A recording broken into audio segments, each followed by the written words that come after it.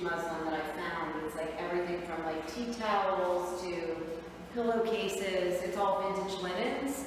And there's so many of them around, and like it just was wonderful to be able to use them in my art because they're just sitting around. It was like some of the pieces I like this one, for example. I actually lit some of them on fire, not completely, but parts of them. Like this one, you can see her lip is burned. Can you see that? Yeah. Oh yeah. So I had like matches in my, which is actually very, it's kind of risky behavior for me, especially because I have had fires. But I was just really like, I don't know, I wanted to like, there was something about, like there's sort of like a history in them for me, in a way, because there's so much hand work and process that there was something about them sort of burning and altering and changing and painting that gave them more of a history, or just that, sure.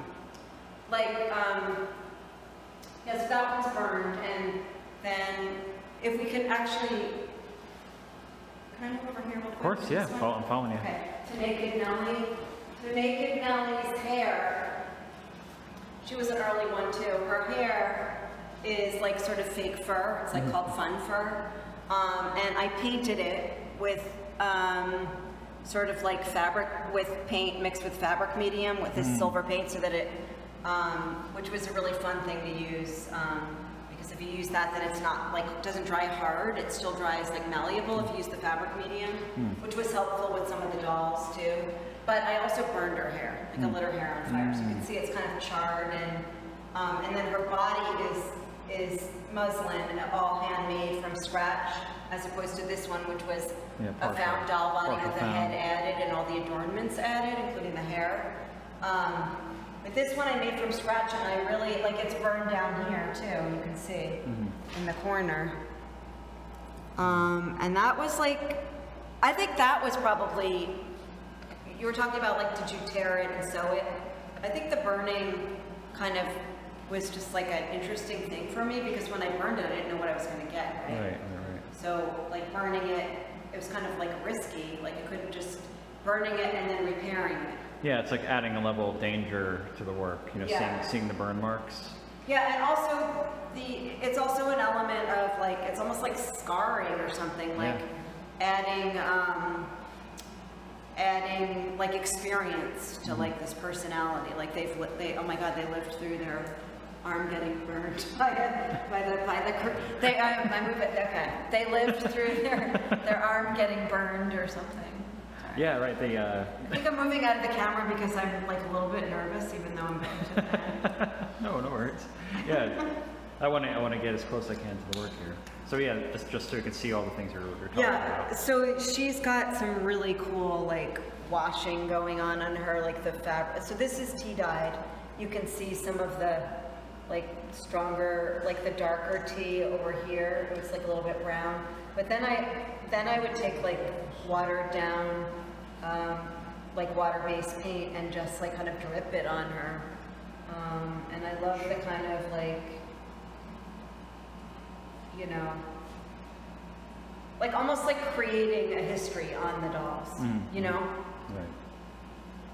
Like you're not sure if it was purposely like that or if someone got her stained. I mean, to me that's like also like a doll, right? Dolls are like well loved, right? Well, yeah, I like thinking about the found element versus the non-found element, because, you know, you can play around with like, you know, what's in your mind, like was this there before, or was it something that you did to it?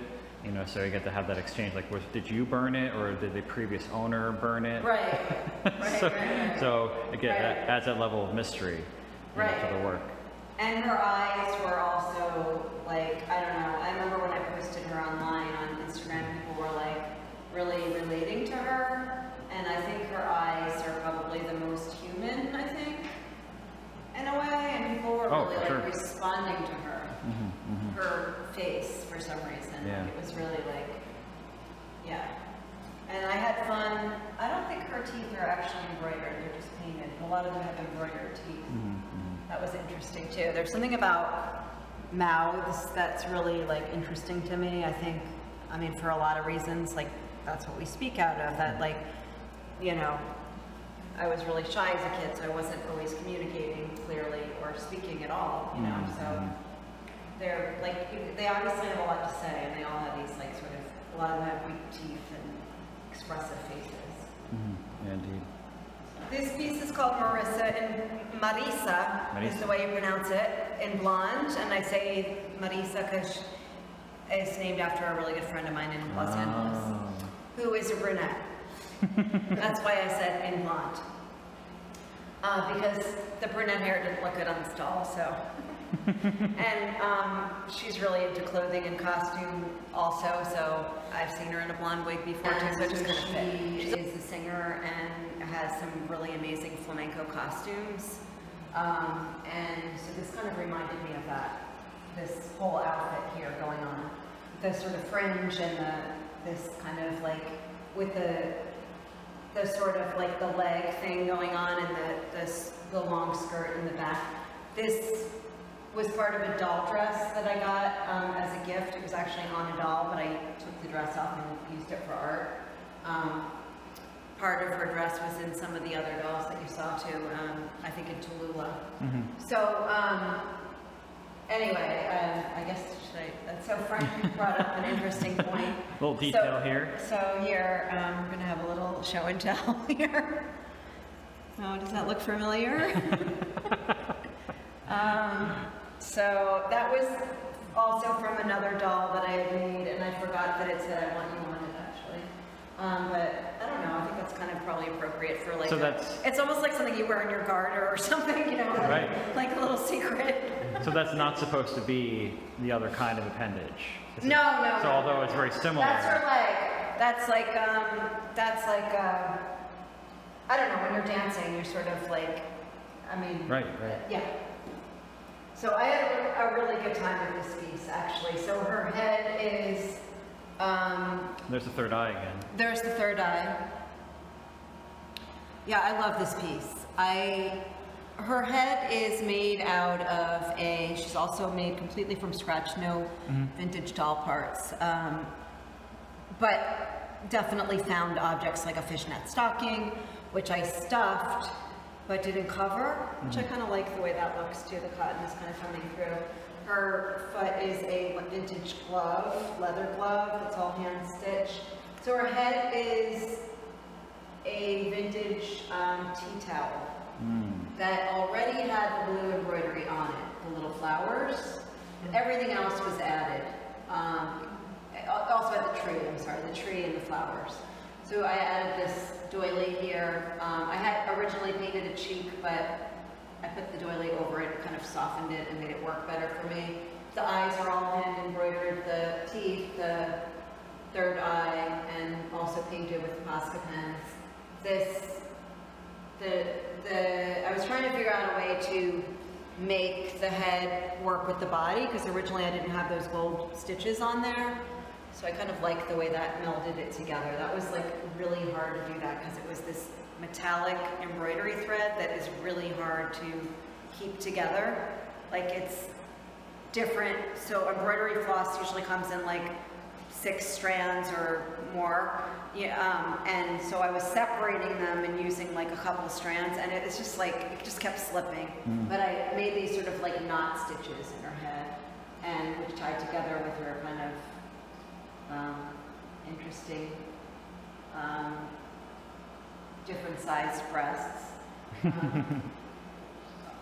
of them I think is a pin, a vintage pin and a button. This was actually part of another doll that I didn't work, and I reclaimed it for this one. I have sort of vintage like trim and like different buttons at the bottom, some appliques.